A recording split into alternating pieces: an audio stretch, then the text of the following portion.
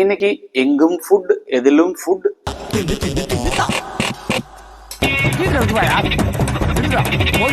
So ஒருத்தங்க travel பண்ணாங்கன்னா எப்படிதான் வந்து எக்ஸஸா ஃபுட் எடுத்துக்காம நம்ம அவாய்ட் பண்றது.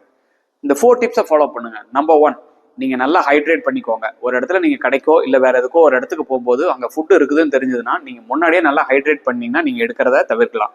நம்பர் 2, நீங்க போகும்போதே கார்லயே வந்து ஒரு நல்ல ஹெல்த்தி ஸ்நாக்ஸ், உதாரணத்துக்கு ஒரு ஃப்ரூட், ஒரு ஆப்பிள் மாதிரி பொருளை நீங்க கட் பண்ணி எடுத்துக்கிட்டீங்கன்னா இறங்குறதுக்கு முன்னாடியே நீங்க கொஞ்சம் நல்லா எடுத்துக்கிட்டீங்கன்னா உங்க அங்க ஃபுட் எடுக்கணும்னு தோணாது.